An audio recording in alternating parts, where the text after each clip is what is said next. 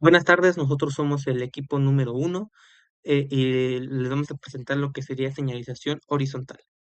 Nuestros integrantes están conformados por Emanuel Fuentes Atzompa, Morón López Yolanda, Vicente Montiel Pacheco, Juan Antonio Gómez Hernández, Julián Pacheco Pacheco y Domínguez Paredes Verónica Dolores.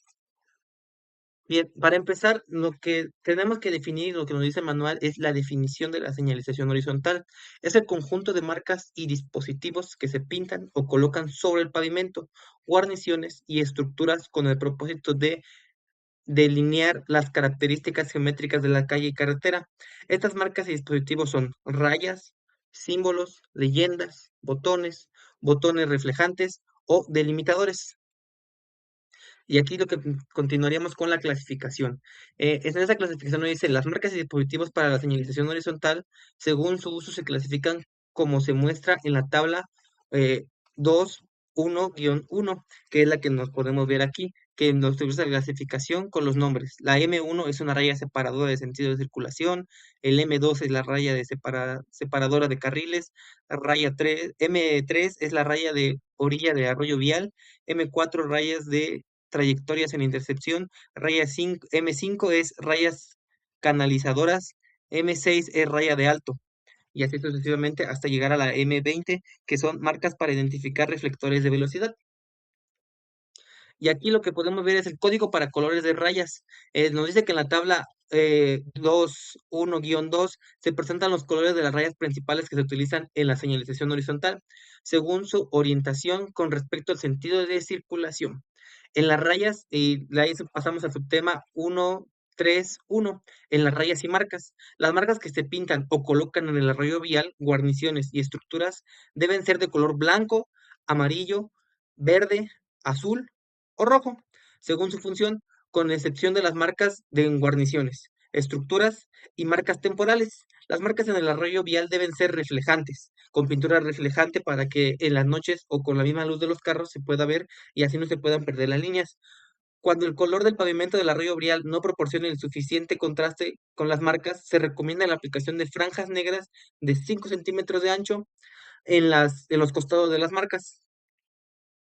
Bien, y continuamos aquí con lo que son las tablas para coordenadas, en donde nos dice color, el color blanco, amarillo, verde, azul, azul otra vez, y el rojo, lo que son los puntos, las coordenadas que tienen que poner, la pintura convencional, donde inicia a 150 a 180 días y vida de proyección.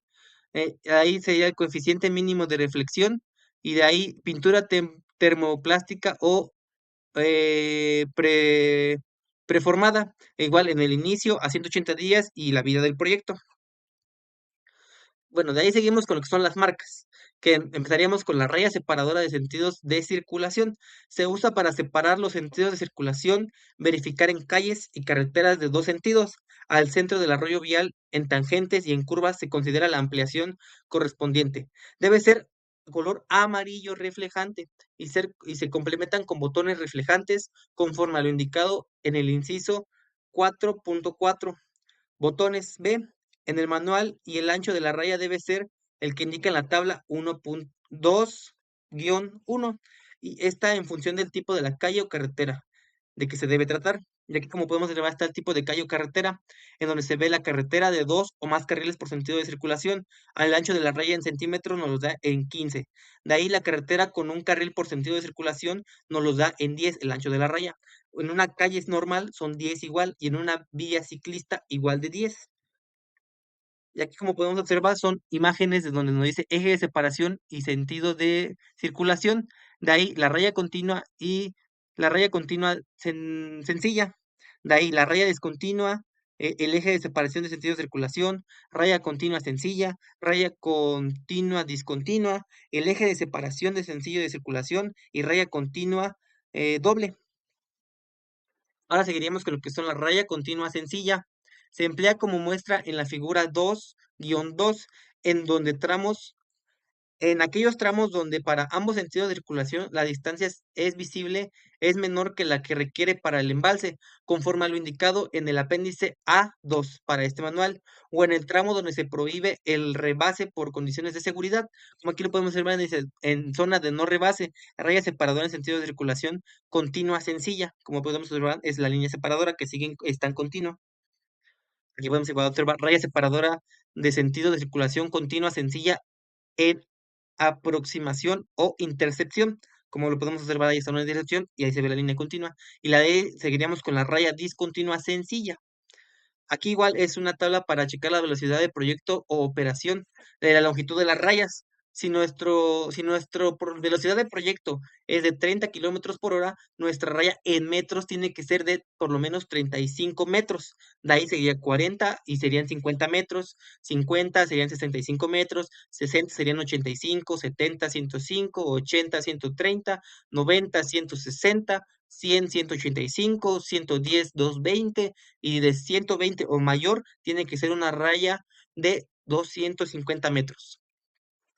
De ahí seguiremos con lo que es la raya continua sencilla, eh, que se dice, se emplea como se muestra en la figura 2-4, en aquellos tramos donde para ambos sentidos de circulación la distancia de visibilidad es igual o mayor que la necesaria para el rebase, conforme a lo indicado en el apéndice A2 de este manual.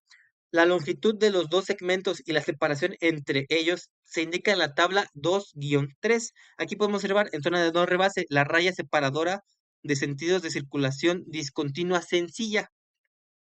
Aquí igual podemos observar lo que son el tipo de vía. Es una tabla igual para checar la longitud de los segmentos y la separación de los segmentos. Aquí podemos observar el tipo de vía que si es una carretera, donde la longitud de los segmentos es de 5 dado en metros.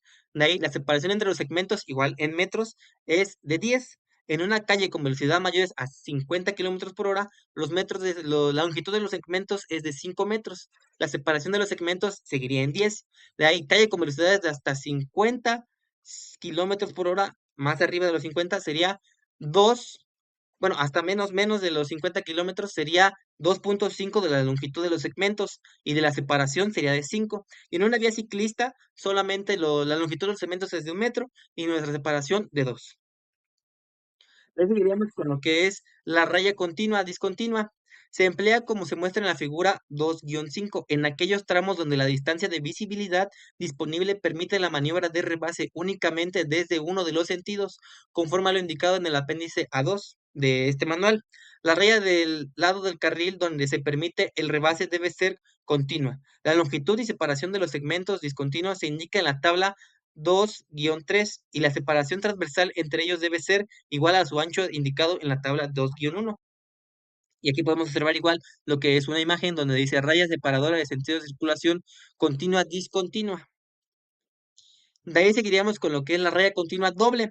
Se emplea para delimitar carriles confinados y debe ser marcado en toda la longitud del carril y complementarse con delimitadores conforme a lo indicado en el inciso 5 delimitadores para confinamiento DC, ubicados al centro del espacio entre ellas. La separación entre las rayas debe ser correspondiente al ancho del elemento delimitado para alojarse complemente entre ellos, para que se complementen entre ellos, como se muestra en la figura 2-5 o de la vía ciclista.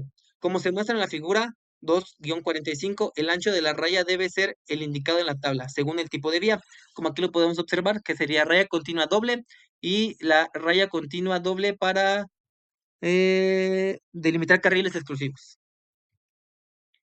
De ahí seguiríamos con lo que es la raya separadora de carriles M2. Se utiliza para delimitar los carriles del mismo sentido de circulación en calles y carreteras de dos o más carriles por sentido, así como para delimitar carriles especiales para vueltas y carriles exclusivos para la circulación de ciertos tipos de vehículos, como podría, bueno, vehículos o igual podríamos para delimitar una ciclovía o una vía de ciclista. Debe ser blanca reflejante del ancho y que se indique en la tabla 2-1 en función del tipo de vía que se trate. Y de ahí la raya separadora de carriles continuos sencilla.